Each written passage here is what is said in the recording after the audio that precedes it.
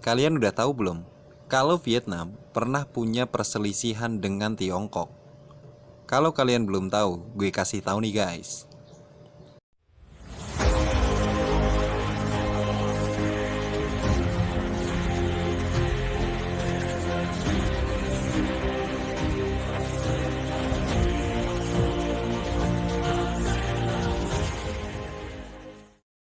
Dalam sejarah geopolitik Asia Tenggara, konflik Sino-Vietnam menonjol sebagai titik puncak ketegangan antara dua kekuatan besar, yaitu Tiongkok dan Vietnam. Perang yang singkat namun intens ini tidak hanya meninggalkan luka fisik, tetapi juga memberikan pesan moral dan pembelajaran yang berharga bagi dunia internasional. Mari kita menjelajahi konflik ini untuk memahami akar masalah, menggali pesan moralnya, dan mengekstrasi pembelajaran penting untuk masa depan hubungan antar negara. Sejarah panjang hubungan Tiongkok-Vietnam.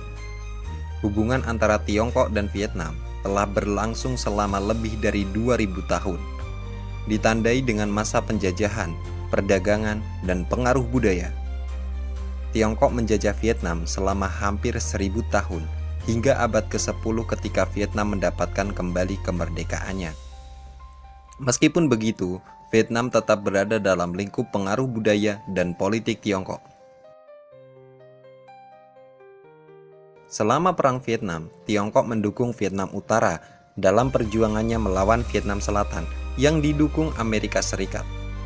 Bantuan ini termasuk dukungan logistik, senjata, dan pelatihan militer.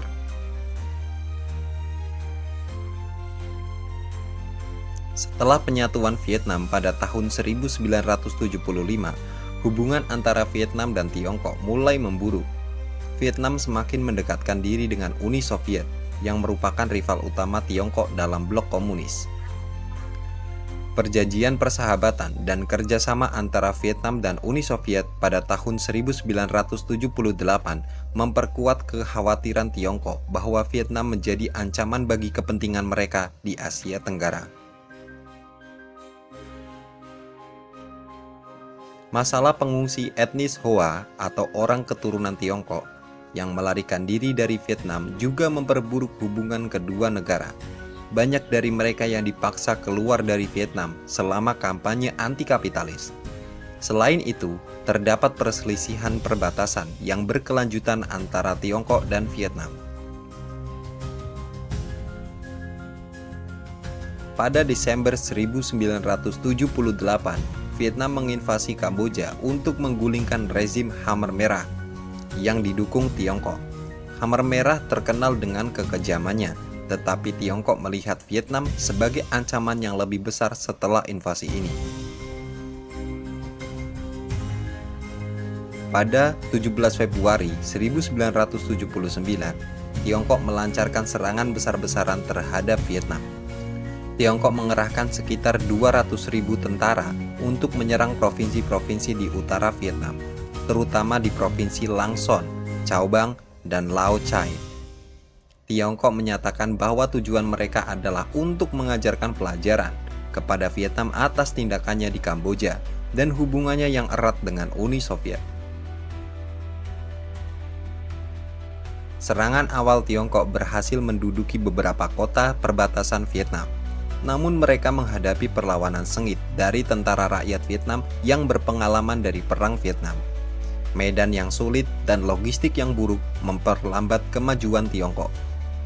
Di sisi lain, Vietnam mengerahkan pasukan cadangannya dari Kamboja untuk mempertahankan tanah air mereka.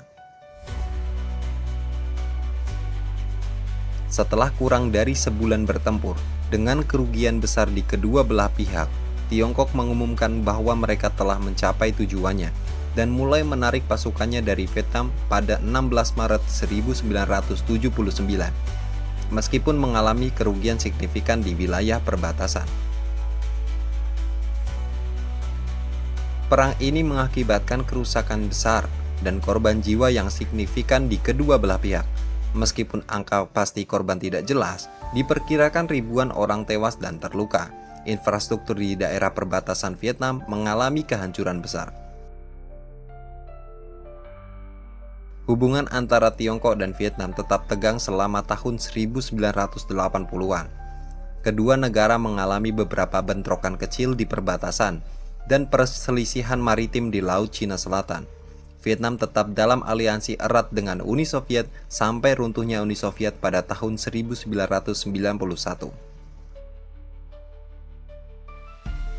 Perang ini memperkuat hubungan Vietnam dengan Uni Soviet yang menyediakan bantuan ekonomi dan militer yang signifikan. Sementara itu, Tiongkok mencari cara untuk memperbaiki hubungan dengan negara-negara barat sebagai penyeimbang terhadap pengaruh Soviet. Pada awal 1990-an, dengan berakhirnya Perang Dingin dan perubahan politik global, Tiongkok dan Vietnam mulai menormalisasi hubungan mereka. Pada tahun 1991, kedua negara menandatangani perjanjian untuk memulihkan hubungan diplomatik penuh dan menyelesaikan perselisihan perbatasan melalui negosiasi. Konflik Sino-Vietnam mengingatkan kita akan pentingnya diplomasi dalam menyelesaikan perselisihan antara negara-negara. Alih-alih memilih jalur dialog dan negosiasi, perang seringkali menghasilkan kerusakan dan korban yang tidak perlu. Bahaya dari konfrontasi militer. Perang Sino-Vietnam juga mengingatkan kita akan bahaya konfrontasi militer antara negara-negara, terutama di dunia yang semakin terkoneksi saat ini. Konflik bersenjata tidak hanya mengakibatkan kerugian fisik dan ekonomi, tetapi juga meningkatkan ketegangan dan memperdalam perpecahan. Pentingnya menghormati kedaulatan dan integritas wilayah. Konflik ini menyoroti pentingnya menghormati kedaulatan dan integritas wilayah negara lain. Perdamaian dan kerjasama sebagai fondasi pembangunan. Perdamaian dan kerjasama antara negara-negara adalah fondasi yang diperlukan untuk pembangunan dan kemajuan bersama. Kedua belah pihak harus bersedia untuk menempatkan perbedaan mereka di belakang dan bekerja sama dalam menciptakan dunia yang lebih stabil dan sejahtera untuk generasi mendatang. Pembelajaran dari sejarah untuk masa depan. Sejarah konflik Sino-Vietnam memberikan kita pembelajaran berharga untuk masa depan.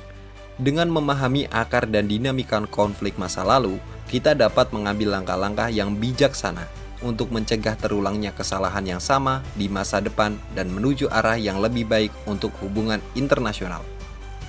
Kesimpulan, Perang Sino-Vietnam 1979 adalah contoh nyata bagaimana pergeseran aliansi dan kepentingan strategis dapat memicu konflik bersenjata. Meskipun ada sejarah panjang hubungan antara dua negara, perang ini meninggalkan luka mendalam dan pelajaran berharga tentang pentingnya diplomasi dan hubungan internasional dalam menjaga perdamaian dan stabilitas regional. Jikalau kalian merasa konten ini berguna dan ingin mempelajari lebih banyak tentang sejarah dan topik-topik menarik lainnya, jangan lupa untuk subscribe, like, share, dan komen jikalau ada pertanyaan atau topik lain yang ingin kalian bahas. Dengan begitu kalian tidak akan ketinggalan konten terbaru dari gua. Terima kasih buat kalian yang sudah menonton dari awal sampai akhir. Sampai jumpa di konten-konten selanjutnya. Bye-bye.